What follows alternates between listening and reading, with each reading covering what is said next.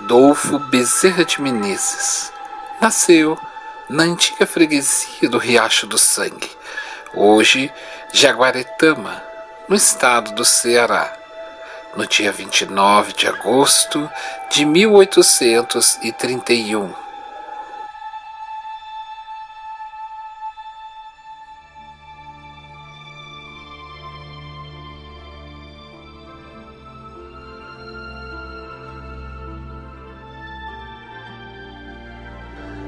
No ano de 1838, entrou para a escola pública da Vila do Frade, onde em 10 meses apenas habilitou-se nos limites do conhecimento que lhe fora transmitido pelo seu professor, que dirigia a primeira fase da sua educação.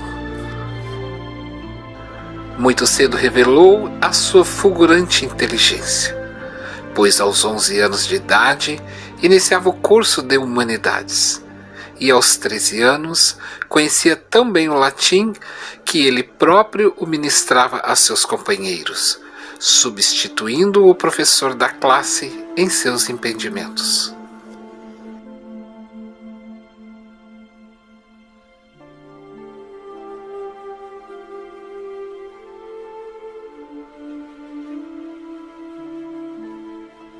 Animado do firme propósito de orientar-se pelo caráter íntegro de seu pai, agora jovem, Bezerra de Menezes, com minguada quantia que seus parentes lhe deram, e animado do propósito de sobrepujar todos os óbices, partiu para o Rio de Janeiro, a fim de seguir a carreira que sua vocação lhe inspirava, a medicina.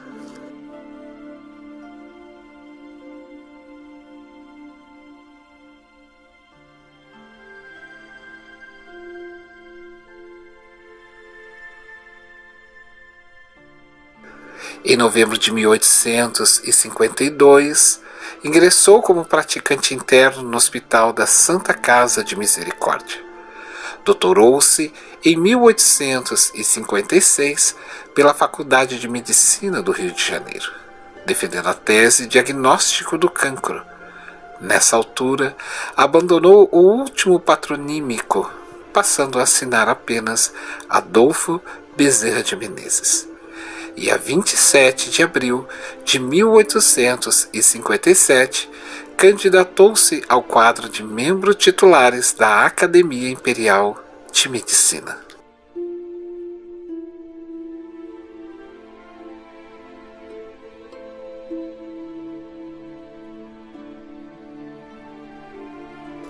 Em 1º de junho de 1858, candidatou-se a uma vaga de substituto na seção de cirurgia da Faculdade de Medicina, por intercessão do seu mestre, Manuel Feliciano Pereira de Carvalho, então cirurgião-mor do Exército. Bezerra de Menezes foi nomeado seu assistente no posto de cirurgião-tenente.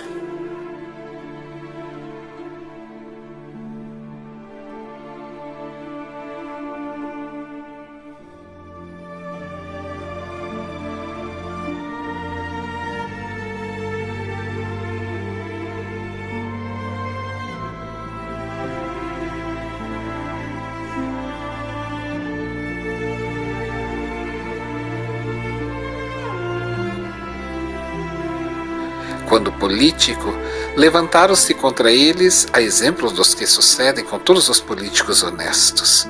Rudes companhias de injúria cobriram seu nome de impropérios. Entretanto, deu prova da natureza da sua alma quando deliberou abandonar a vida pública e dedicou-se aos pobres, repartindo com os necessitados o pouco que possuía. Corria sempre aos casebres dos pobres, onde houvesse males a combater, levando aos aflitos o conforto de suas palavras de bondade, o recurso de sua profissão de médico e o auxílio da sua bolsa minguada e generosa.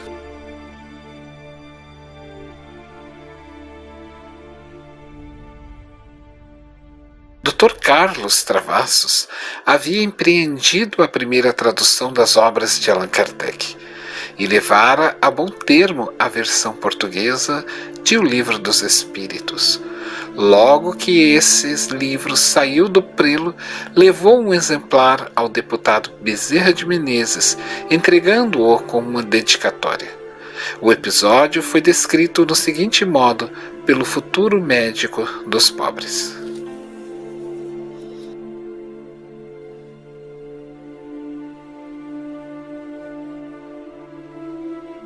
Eu morava na Tijuca, 1 hora de viagem de bonde.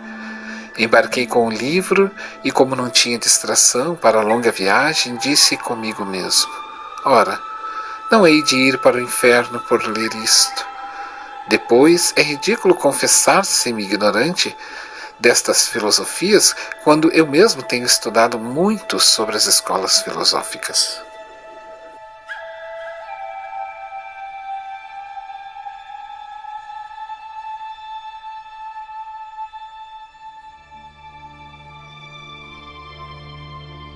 Pensando assim, abri o livro e prendi-me a ele, como acontecera com a Bíblia. Lia, mas não encontrava nada que fosse novo para o meu espírito.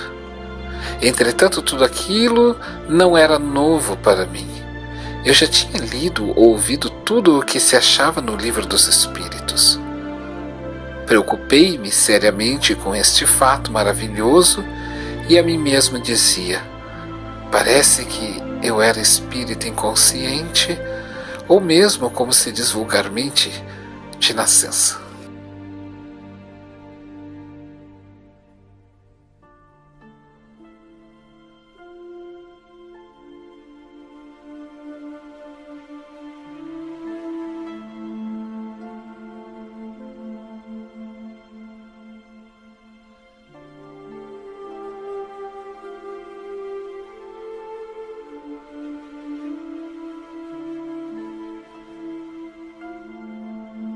Demonstrada sua capacidade literária no terreno filosófico, quer pelas réplicas, quer pelo estudo doutrinários, a Comissão de Propaganda da União Espírita do Brasil incumbiu Bezerra de Menezes de escrever aos domingos.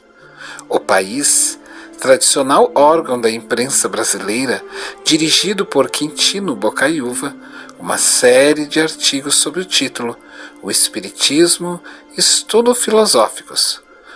Os artigos de Marx, pseudônimo de Bezerra de Menezes, marcaram a época de ouro da propaganda espírita do Brasil. Esses artigos foram publicados ininterruptamente de 1886 a 1893.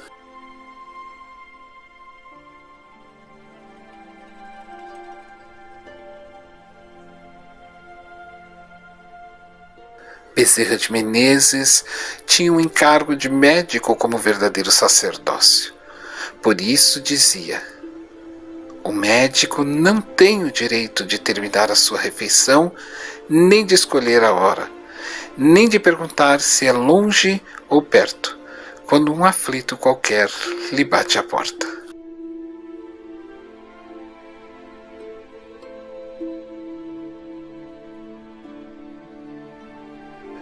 O que não acode por estar com visitas, por ter trabalhado muito e achar-se fatigado, ou por ser alta noite, mal o caminho ou o tempo, ficar longe ou no morro, o que sobretudo pede um carro a quem não tem com quem pagar a receita, ou diz a quem chora à porta que procure outro.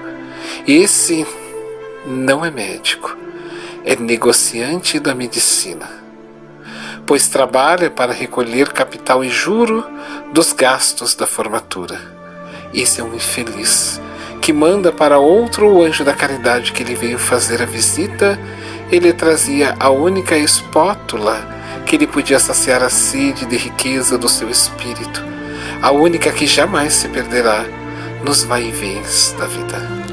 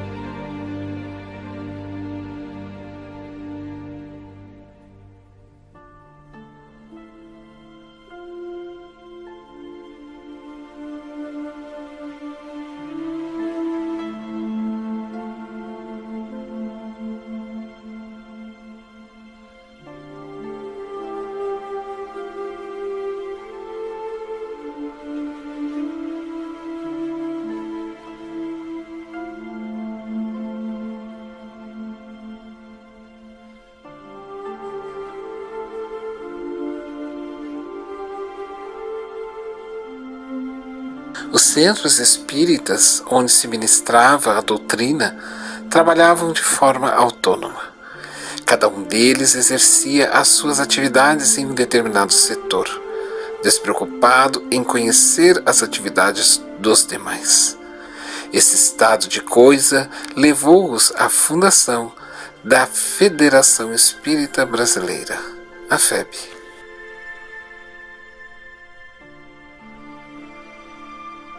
Ninguém desconhecia a luta tremenda em que se debatia a família do grande apóstolo do Espiritismo. Todos conheciam suas dificuldades financeiras, mas ninguém tinha coragem de oferecer fosse o que fosse de forma direta. Por isso, os visitantes depositavam suas espórtulas delicadamente debaixo do seu travesseiro.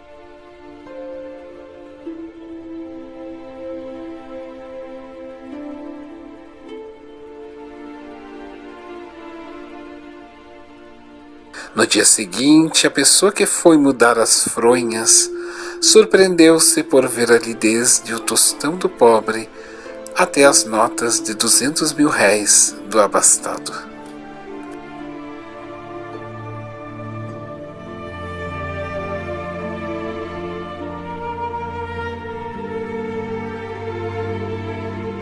No dia 17 de abril, promovido por Leopoldo Cirne, reuniu-se alguns amigos de Bezerra, a fim de chegarem a um acordo sobre a melhor maneira de amparar a sua família. Tendo então sido formada uma comissão que funcionou sob a presidência de Quintino Bocaiúva, senador da República, para se promover espetáculos e concertos em benefício da família daquele que mereceu o cognome de Allan Kardec brasileiro.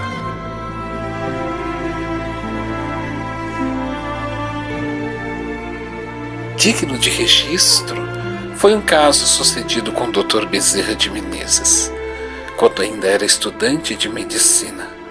Estava ele em sérias dificuldades financeiras, precisando da quantia de 50 mil réis, antiga moeda brasileira, para pagamento das taxas da faculdade e para outros gastos indispensáveis à sua habitação, pois o senhorio, sem qualquer contemplação, ameaçava despejá-lo.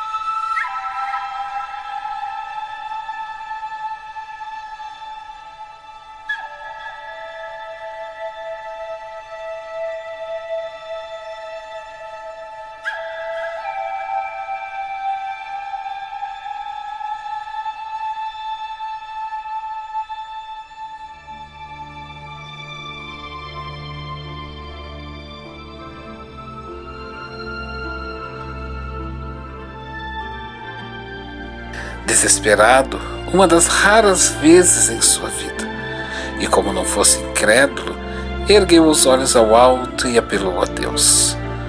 Poucos dias após, bateram-lhe na porta. Era um moço simpático e de atitudes polidas, que pretendia tratar algumas aulas de matemática.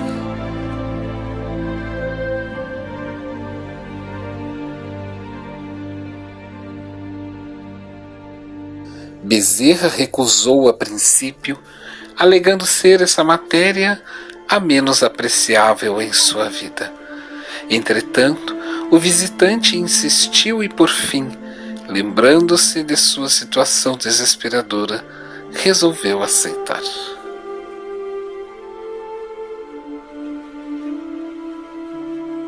O moço pretextou então que poderia esbanjar a mesada recebida do pai. Pediu licença para efetuar o pagamento de todas as aulas adiantadamente. Após alguma relutância e convencido, cedeu. O moço entregou-lhe então a quantia de 50 mil réis.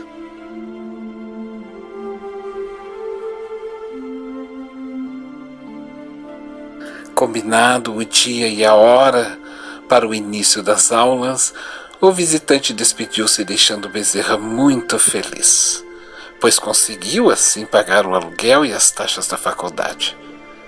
Procurou livros na biblioteca pública para se preparar às matérias, mas o rapaz nunca mais apareceu.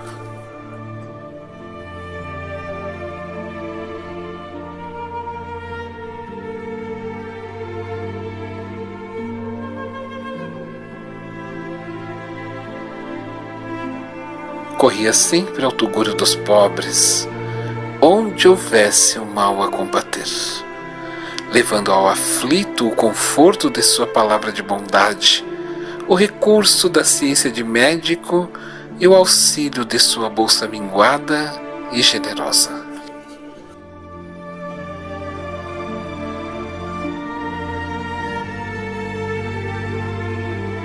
Missionário que sempre fora, um dia, ao atender uma mulher, prescreveu os remédios.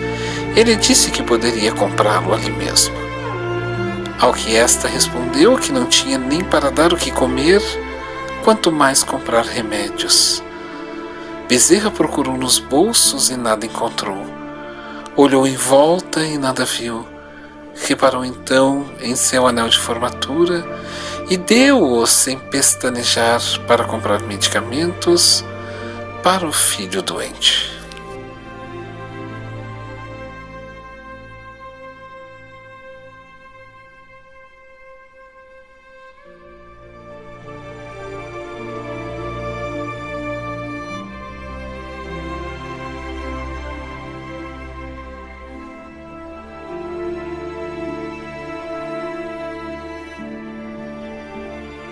Casou-se em primeiras núpcias com Maria Cândida de Lacerda, e com ela teve um casal de filhos.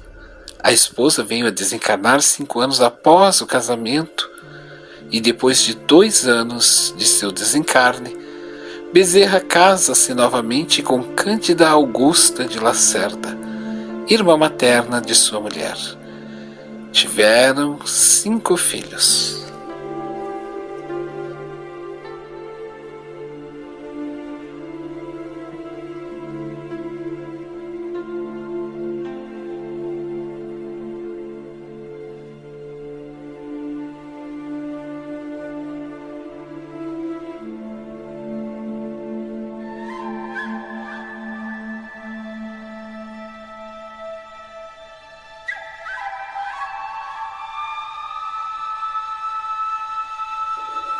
O caso Zaqueu.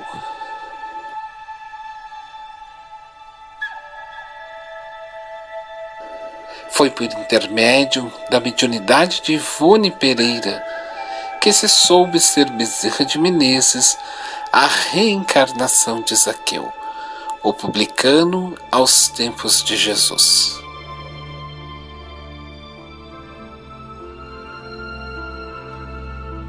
Clemente de Roma, Papa Clemente I, entre 88 e 97 d.C., revela em suas homilias 363 que após a estada de Jesus em sua casa, Zaqueu passou a seguir Simão Pedro e, por solicitação deste apóstolo, tornou-se bispo da Igreja Cristã de Cesareia.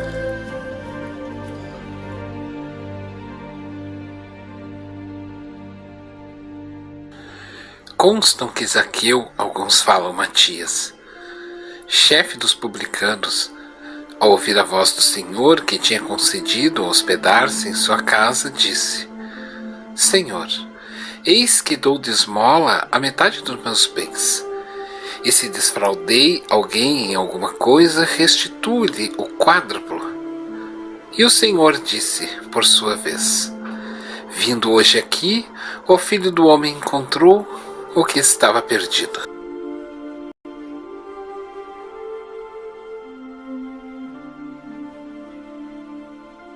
Matias inicia sua atividade missionária na Casa do Caminho, fundada por Pedro e Tiago em Jerusalém. Só após transcorridos muitos anos depois da epopeia da cruz, é que terá sua própria casa de atividades em Cesareia e depois na Etiópia.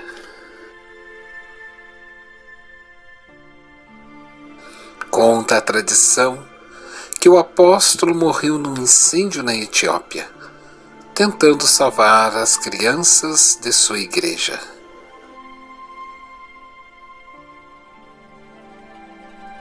No século III, temos as vidas triunfantes em Cristo de Quinto Varro e logo após Quinto Celso, duas encarnações sucessivas e imediatas do espírito Matias ou Bezerra de Menezes.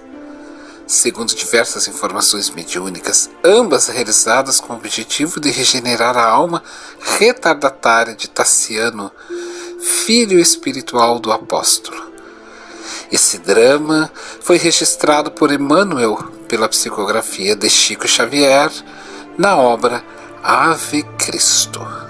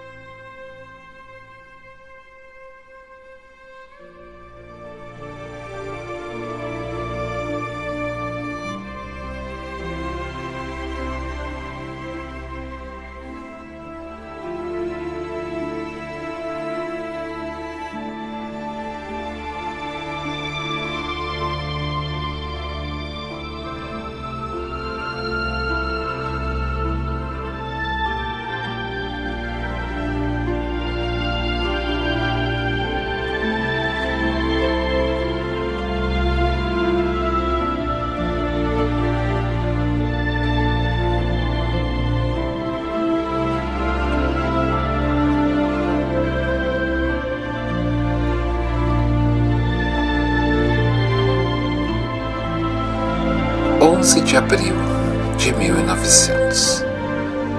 Desencarna Bezerra de Menezes, e uma peregrinação demandou sua residência a fim de prestar-lhe a última visita.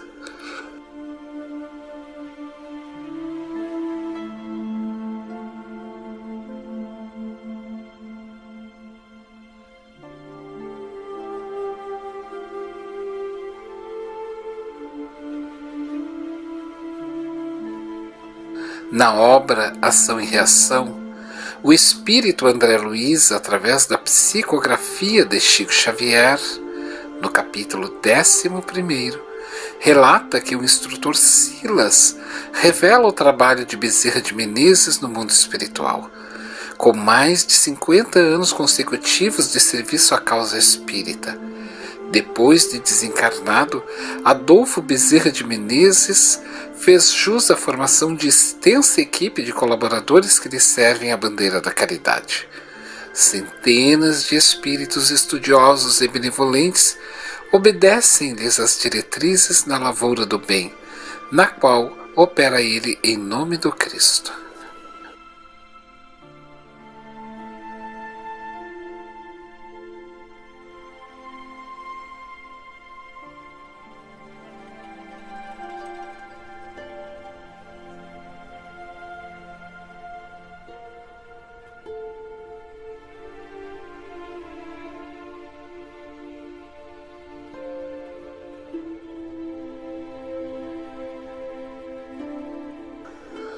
Dr. Bezerra de Menezes exemplificou em todos os lances da sua experiência na carne o desapego às coisas do mundo, aproveitando-se com sabedoria das coisas do mundo para servir ao próximo e nunca para ser servido.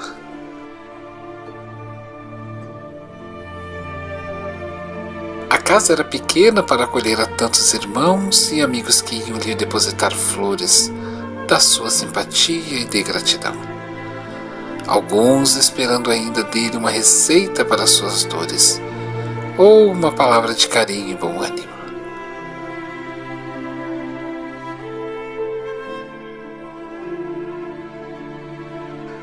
O médico dos pobres, escora de tantos sofredores e lenitivos dos fracos, agonizava, apagando-se lentamente como uma vela soprada pelas brisas mensageiras da morte.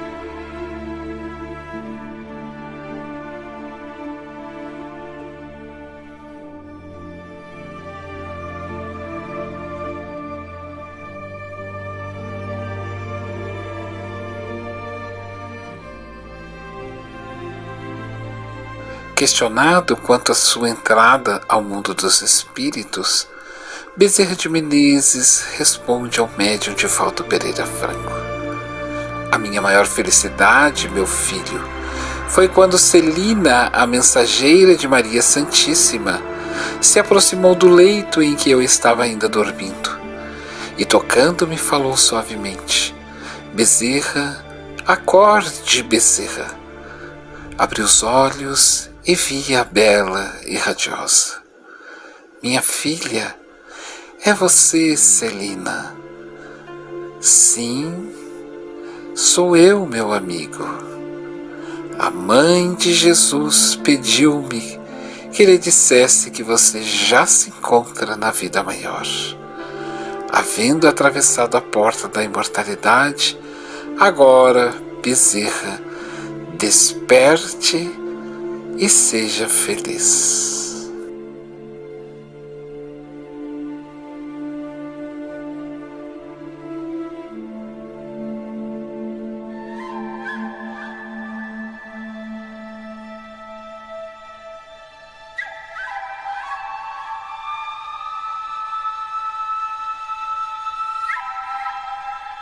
Chegaram os meus familiares, os companheiros queridos das hostes espíritas que me vinham saudar.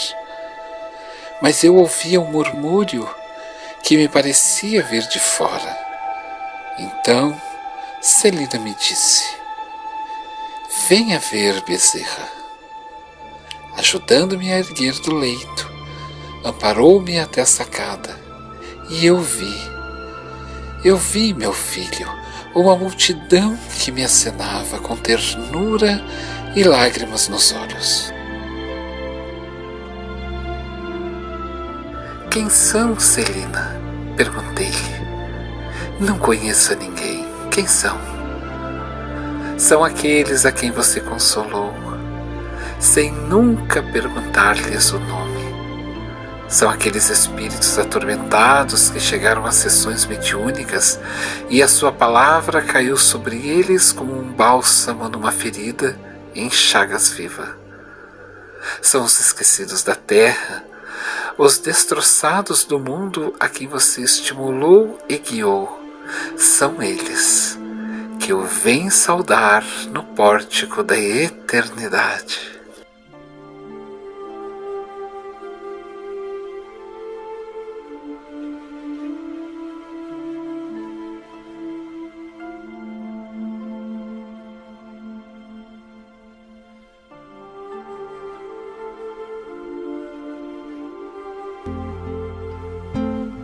Meus filhos, é o zênite e o nádir das nossas especulações. Jamais tivemos tanta tanta necessidade desse pastor querido, e jamais a humanidade apresentou tanto amor como nesses dias. O amor à natureza nas suas mais variadas expressões. Nesse amor à natureza, a tudo que em a natureza vibra e vive. Os nossos irmãos da escala zoológica, animais, os nossos inimigos, os nossos amigos e irmãos. Nunca houve tão bela e nobre consciência dos ditados de Jesus, porque nos não deixou órfãos, permitiu que as luminíferas estrelas caíssem dos céus sobre a terra na escuridão pós-Revolução Francesa, que estimularia o mundo às canções de liberdade pelas Américas, arrebentando os grilhões do colonialismo que a humanidade de alguma forma ainda impõe na sociedade carente. Em tempo algum, Jesus foi tão exaltado, tão combatido, e isso nos merece reflexão. Exultemos e não temamos. A morte não é o fim, é a grande libertadora da escravidão carnal. Não vos preocupeis demasiadamente com a presença pandêmica do vírus, cujo momento será mais tarde entendido nas suas razões, nas suas origens e no porquê chegou-nos agora, provocando pânico e dor. Vós, que conheceis Jesus, mantende o respeito às leis, buscando a precaução recomendada pelas autoridades sanitárias, mas não oculteis a mão socorrista aos padecentes. Não negueis a palavra libertadora aos que se preparam para enfrentar a imortalidade. Não saiais de onde fostes colocados numa inútil e enganosa tentativa de impedir a contaminação.